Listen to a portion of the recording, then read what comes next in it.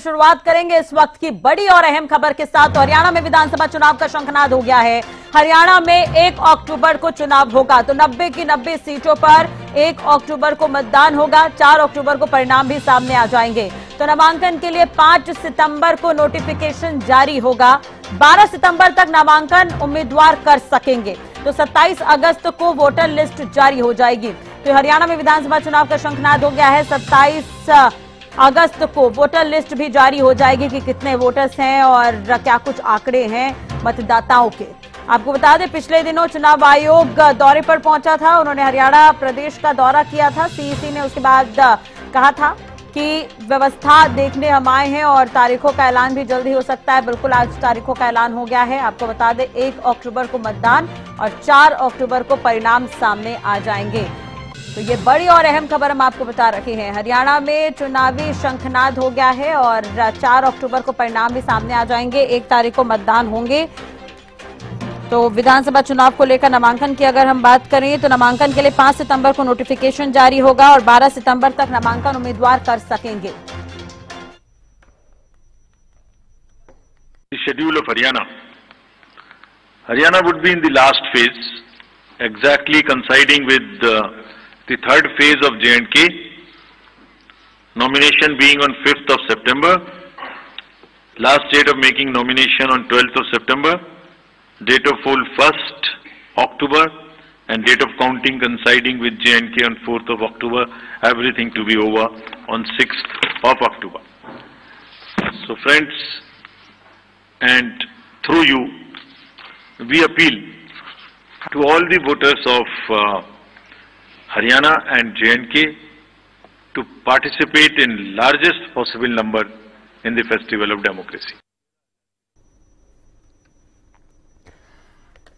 तो मुख्य चुनाव आयुक्त राजीव कुमार को आप सुन रहे थे। उन्होंने कहा कि जम्मू कश्मीर में 3 फेज में चुनाव होने हैं और 1 अक्टूबर को वो आखिरी फेज रहेगा और उसी फेज में हरियाणा में भी मतदान होगा।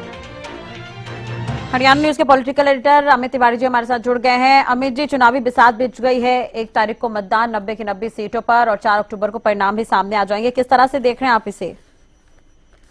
देखिए, निश्चित रूप से ऐसी उम्मीद सरकार को भी नहीं थी, इसलिए ही मुख्यमंत्री नायब सिंह सैनी की जब सुबह प्रेस कॉन्फ्रेंस चल रही थी, उस समय उनसे सवाल पूछा गया तो उनकी तरफ से जवाब आया था कि निर्धारित समय पर चुनाव होंगे। लेकिन चुनाव आयोग देखिए तैयार था, इसी के लिए उन्होंने पहले दौरा किया और जो तारीखों का ऐलान कर दिया। अब सीधे रूप में देखिए चुनाव आयोग की तरफ से ऐलान कर दिया गया है।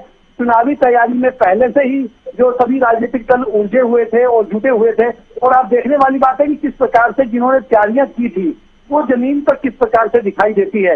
एक और कांग्रेस है, कांग्रेस के अंदर टिकटार्थियों का मेला लगा हुआ है। हर सीट पर देखिए आवेदन मांगे गए और लंबी सूची जो है वो टिकटार्थियों की बनी। अब देखने वाली बात है कि उनमें चयन कैसा होगा। और दूसरी ओर सरकार की ओर देखें तो लगातार नायब सिंह सैनी ने घोषणाओं की झड़ी लगा दी, एक के बाद एक बड़ी घोषणा करके हरियाणा के मतदाताओं को प्रभावित करने का काम किया। क्योंकि जो लोकसभा में देखिए 50-50 पर रहे, 5-5 सीटें दोनों की आई, कांग्रेस की और भाजपा की। तो ऐसे में उस नुकसान की भरपाई करने के लिए उन्होंने तमाम घोषणाओं का अपना पिटारा खोल दिया। उसमें से बड़ी बड़ी घोषणाएं की जिनको अभी क्रियान्वयन भी उनका होना था, धरातल पर उन्हें उतारना था, चाहे वो कर्मचारियों के हित में थी, किसानों के लिए। आज भी सुबह जब प्रेस कॉन्फ्रेंस की तब भी उन्होंने किसानों के लिए बड़ी घोषणाएं की और साथ साथ दूधिया जो दूध बांट देता घर घर जाकर, उसके लिए भी एक दयालु योजना लेकर आए। तो ऐसे में कोशिशें तमाम जी चलिए दोबारा बातचीत करने की कोशिश करेंगे। आपको बता दें कि जिस तरह से अमित जी जानकारी भी दे रहे थे कि चुनाव जो है वो 1 अक्टूबर को होंगे और परिणाम 4 तारीख को सामने आ जाएंगे। बिल्कुल भी उम्मीद नहीं थी कि इतने जल्दी चुनाव होंगे या तारीखों का ऐलान हो जाएगा। तो 18 सितंबर को आपको बता दें कि जम्मू कश्मीर में पहले चरण का मतदान होगा। जम्मू कश्मीर में 3 चरणों में मतदान होने हैं और जो जम्मू कश्मीर का आखिरी चरण होगा उसमें ही हरियाणा के 90 सीटों पर मतदान हो जाएगा। ग्राफिक्स के जरिए भी आप तारीखों को लेकर जानकारी देख सकते हैं। 5 सितंबर को नोटिफिकेशन जारी होगा नामांकन के लिए 12 सितंबर तक नामांकन उम्मीदवार कर सकते हैं। तो हरियाणा में विधानसभा चुनाव का शंखनाद हो गया है। ये बड़ी और अहम खबर हम आपको बता रहे हैं। 27 अगस्त को वोटर लिस्ट जारी हो जाएगी। तो सीईसी ने इसे लेकर भी जानकारी दी है कि 27 अगस्त को जो वोटर लिस्ट है वो भी जारी हो जाएगी। हरियाणा में कुल 2 करोड़ से ज्यादा वोटर हैं और 1 करोड़ के लगभग पुरुष मतदाता हैं और 95 लाख के लगभग महिला मतदाता हैं। हरियाणा में 150 मॉडल बूथ होंगे। इस बात की जानकारी भी सीईसी की तरफ से दी गई है। आपको बता दें, पिछले दिनों 12 और 13 तारीख को चुनाव आयोग की टीम पहुंची थी सर्वे करने के लिए हरियाणा में। उस दौरान इन्होंने जो कुछ भी देखा, क्या कुछ व्यवस्थाएं की जा सकती है, तो व्यवस्थाओं का जायजा लेने भी आई थी यहाँ पर टीम। तो उसके बाद इसका भी जिक्र राजीव कुमार करते हुए नजर आए अपनी प्रेस कॉन्फ्रेंस के दौरान। तो हरियाणा में 20,629 बूथ होंगे। हरियाणा में चुनावी तारीखों का ऐलान हो गया है। सीसीटीवी से पोलिंग बूथ पर नजर रखी जाएगी। इस बात की जानकारी भी मुख्य चुनाव आयुक्त देते हुए नजर आए प्रेस कॉन्फ्रेंस के दौरान। तो हरियाणा की 90 सीटों पर चुनाव होना है। अमित तिवारी जी लगातार हमारे साथ जुड़े हुए हैं। अमित जी, अपनी बात पूरी करिए। जी, निश्चित रूप से राष्ट्रीय देखिए एक बड़ी चुनौती नायब सिंह सैनी के सामने भी है परीक्षा के रूप में, और साथ साथ तमाम उन लोगों के लिए जिनको प्रभार सौंपा गया, चाहे वो धर्मेंद्र प्रधान है, चुनाव प्रभारी के रूप में उन्हें लाया गया, और इसके अलावा मोहनलाल बड़ोली को जो प्रदेशाध्यक्ष का दायित्व दिया गया। तो ऐसे में उनके सामने भी और उनकी पूरी टीम के सामने एक बड़ी चुनौती है। दरअसल जो पिछले जो करीब 10 साल का जो सफर हरियाणा में भारतीय जनता पार्टी ने सरकार के रूप में किया है पार, उसके बाद एक एंटी इनकम्बेंसी फैक्टर तो देखिए काम करता ही है। उस एंटी इनकम्बेंसी को प्रो इनकम्बेंसी में कैसे बदला जाए, इसकी भरपूर कोशिश की गई है। और मोहनलाल बड़ोली का भी बयान देखिए लगातार आ रहा था कि जो पुराने जो पहले से ही जो मौजूदा विधायक है उनके भी काफियों के, उनमें कईयों के टिकट कटेंगे। तो ऐसे में उन पर भी तलवार लटकी हुई है कि उन्हें टिकट मिलता है या नहीं मिलता। उनके जो जिन्हें टिकट मिल जाएगा उनके लिए यह चुनौती होगी कि अपना प्रदर्शन पुराना 2019 वाला दोहराया जाए या नहीं दोहराया जाए। तो ऐसे में कहा जा सकता है कि 1 महीने के करीब जो पहले चुनाव हो रहा है, तो उसका लाभ किसको मिलेगा और नुकसान किसको उठाना पड़ेगा, यह देखने वाली बात होगी। कांग्रेस के लिए यह होगा कि वहां टिकटार्थियों का हुजूम जो उमड़ा हुआ है, हर विधानसभा क्षेत्र से करीब 25-30 प्रत्याशी जो है वो अपने जो उम्मीदवारी के लिए दावेदारी जताई है लोगों ने, उनमें से टिकट कटेगा। जिनका जो 30 में से अगर आवेदन आए 29 का टिकट कटेगा, तो उनका रुख क्या रहेगा, वो इस चुनाव में कैसी भूमिका निभा पाएंगे। क्या वो कांग्रेस जो है अपनी अंतर्कलह में जूझेगी, या फिर वो इन तमाम चुनौतियों को पार करते हुए जिस प्रकार के मजबूती उन्होंने लोकसभा चुनाव में दिखाई थी उतनी दिखा पाएगी। तो तमाम जो दल हैं उनके सामने चुनौती है, तमाम जो विधानसभा चुनाव में उतरेंगे उनके सामने चुनौती रहने वाली है। जी बिल्कुल। अमित जी देखिए, अगर मुख्य रूप से अगर हम टक्कर मानकर चले तो बीजेपी और कांग्रेस के बीच माना जा रहा है, लेकिन आप छोटी पार्टियों को जो भूमिका है उनकी किस तरह से देख रहे हैं इसे? जी, निश्चित रूप से एक बात तो यहाँ राष्ट्रीय कहना यह जरूरी हो जाता है कि जिस प्रकार का सीन देखिए जो लोकसभा चुनाव में नजर आया, वहाँ छोटे दलों को पूरी तरह से नकार दिया गया था। जेजेपी की खुद जो अगर बात करें तो दुष्यंत चौटाला की माता खड़ी हुई, उन्हें नकार दिया गया। इनेलो के प्रत्याशियों को नकारा गया। तो उससे लग रहा है कि इस चुनाव में देखिए एक बात तो क्या है कि सीधा मुकाबला जो है भारतीय जनता पार्टी और कांग्रेस के बीच होने जा रहा है। हालांकि कई ऐसी सीटें हैं जब भारतीय जनता पार्टी बिल्कुल कमजोर स्थिति में है, कांग्रेस भी वहां कमजोर है।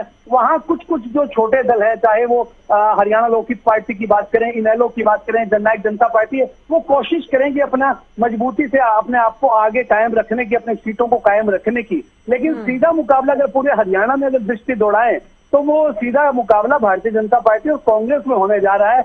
यह देखने वाली बात होगी कि इस मुकाबले में बाजी किसके हाथ रहती है, क्योंकि कांग्रेस का देखिए लगातार कांग्रेस भी अपने लिए सर्वे करवा रही है, भारतीय जनता पार्टी भी सर्वे करवा रही है।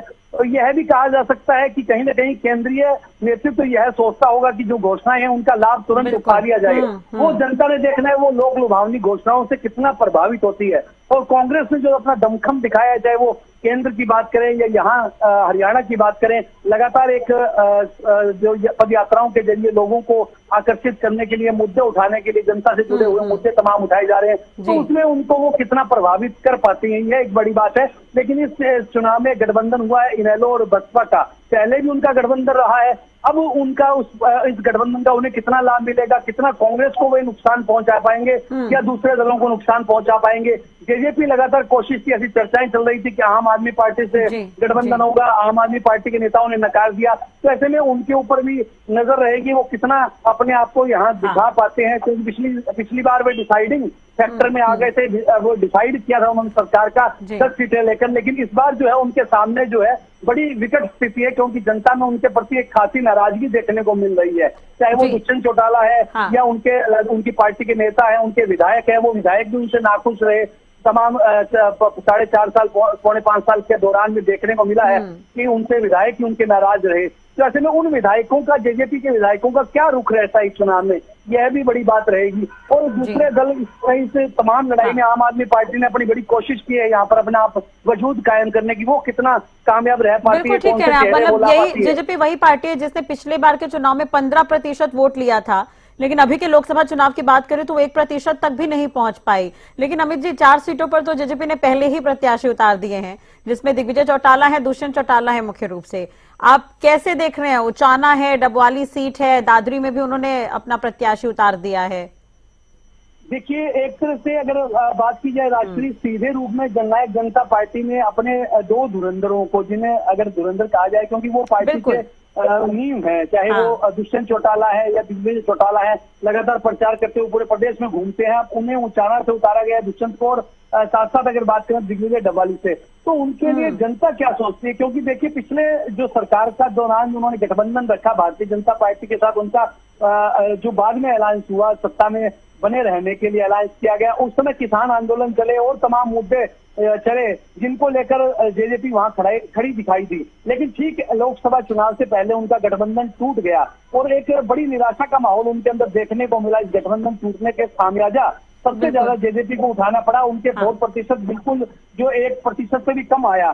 तो ऐसे में एक उनके लिए बड़ी चुनौती दोनों नेताओं के सामने तो रहेगी। इसके अलावा भी वे कौन से उम्मीदवार, उनको कितने उम्मीदवार 90 विधानसभाओं में मिलते हैं, यह भी देखने वाली बात होगी। क्या वो 90 विधानसभा में अपने उम्मीदवार उतार पाते हैं या नहीं उतार पाते, या जिन पर वे दाव लगा रहे हैं वे कितना अपना प्रदर्शन यहाँ कर पाएंगे, यह एक बड़ी चुनौती जो है वो इस बार। टिकट को लेकर क्या देख रहे हैं आप? बीजेपी और कांग्रेस में किस तरह की स्थिति रहेगी? टिकट बंटवारा करना भी कहीं ना कहीं एक एड़ी चोटी का जोर लगाना पड़ेगा और काफी मंथन इसमें करना पड़ेगा, ऐसा मानकर चले हम बीजेपी और कांग्रेस को? देखिए, निश्चित रूप से जैसा कि मोहनलाल बड़ौली का बयान की अगर बात करें, उन्होंने लगातार इस बात को कहा कि जो अगर पार्टी में जो है कई ऐसे जो कैंडिडेट हैं जिनकी टिकटें कटेगी, यानी मौजूदा विधायक है उनकी भी टिकटें कटेंगी और कुछ नए चेहरों को मौका मिलेगा। तो ऐसे में यह पूरा प्रयोग जो है ना, जो राष्ट्रीय अगर देखें तो वो लोकसभा चुनाव में भी ऐसा प्रयोग भारतीय जनता पार्टी ने किया था। करीब 114 मौजूदा सांसदों की टिकट काटे थे। तो ऐसे में ऐसा ही एक प्रयोग वे हरियाणा में भी निश्चित रूप से करना चाहेंगे, क्योंकि वो एंटी इनकम्बेंसी उस एमएलए के चेहरे से भी हो सकती है। हालांकि भारतीय जनता पार्टी ने एक बड़ा कदम उठाया है, ओबीसी समाज से नायब सिंह सैनी को मुख्यमंत्री बनाया, लेकिन कई ऐसी घोषणाएं थी जो मनोहर लाल सरकार के दौरान जो है वो नाराजगी थी, उसे कम करने की कोशिश नायब सिंह सैनी ने की, लेकिन वो घोषणाएं अब जमीन पर उतरने का उनका समय आया था। इस बीच आचार संहिता लग गई है, तो ऐसे में वो तमाम घोषणाएं अधर में लटक गई है। तो ऐसे में उन्हें कितना रिस्पॉन्स मिलेगा और जो उनके उम्मीदवार जो उतरेंगे उनके लिए माथापच्ची तो निश्चित रूप से दोनों के लिए रहने वाली है। जी बिल्कुल बिल्कुल। अमित जी, वोटरों बिल्कुल अमित जी लगातार हमारे साथ बने हुए। अमित जी, वोटरों की भूमिका को किस तरह से देख रहे हैं? कौन कौन से मुद्दे हैं जो इस बार हरियाणा में रहने वाले हैं खासतौर पर? देखिए, सीधे रूप में राष्ट्रीय अगर बात करें तो भारतीय जनता पार्टी के सामने चुनौती सबसे बड़ी तो यही है कि वो करीब 10 साल से शासन में है, और ऐसे में लोकसभा चुनाव में 5 सीटें उनका हारने का एक जो माहौल बना उसको कम करने की कोशिश रहेगी। और जो स्थानीय मुद्दे जो विधायक के चुनाव में यानी कि एमएलए के चुनाव में जो है स्थानीय मुद्दे ज्यादा हावी रहते हैं, प्रभावी रहते हैं। सड़क बिजली के जैसे मामले, सीवरेज की समस्याएं, ऐसी बातें भी रहती है। और दूसरा जो हरियाणा में देखिए कच्चे कर्मचारियों को पक्का करने का काम अगर करने की बात थी, वो तमाम जो 9.5 साल का सफर बीजेपी ने करीब तय किया, तो उस दौरान उन्होंने एक शब्द भी उस पर नहीं कहा। अब उन्होंने कच्चे कर्मचारियों के लिए अध्यादेश लाने की बात की, किसानों की तमाम फसलें जो है वो एमएसपी पर खरीदने की बात कही। तो ऐसी तमाम बातें उन्होंने कही है। तो ऐसे जो किसानी से जुड़े, चाहे वो जवानों से जुड़े हुए अग्निवीर का मुद्दा था, ऐसे मुद्दे थे, वो राष्ट्र को भी, राष्ट्रीय मुद्दे भी चुनाव में, लोकसभा चुनाव के दौरान भी उनका असर देखने को मिला था। तो देखने वाली बात है कि जनता कितनी प्रभावित उन मुद्दों से रहती है। जी चलिए, तो इस पर भी नजर बनी रहेगी। और अब तो अब जनता ही तय करेगी वो किसे चुनती है। अब चुनाव की तारीखों का ऐलान हो गया, 1 तारीख को मतदान होंगे, 4 को रिजल्ट भी सामने आ जाएंगे। बहुत बहुत शुक्रिया अमित जी तमाम जानकारी और बातचीत करने के लिए। तो ये बड़ी और अहम खबर एक बार फिर से आपको बता दें कि हरियाणा में विधानसभा चुनाव का शंखनाद हो गया है। 1 अक्टूबर को चुनाव होगा, 4 अक्टूबर को चुनाव के नतीजे सामने आ जाएंगे। तमाम पार्टियां चुनावी तैयारी में पहले से ही जुटी हुई है और अब एक तरह से देखा जाए तो चुनावी बिसात जो है वो भी बिछ गई है। अब तय समय है, नामांकन के लिए 5 सितंबर को नोटिफिकेशन जारी हो जाएगा। 12 सितंबर तक नामांकन उम्मीदवार कर सकते हैं और सीईसी की तरफ से कहा गया है कि 27 अगस्त को वोटर लिस्ट भी जारी हो जाएगी।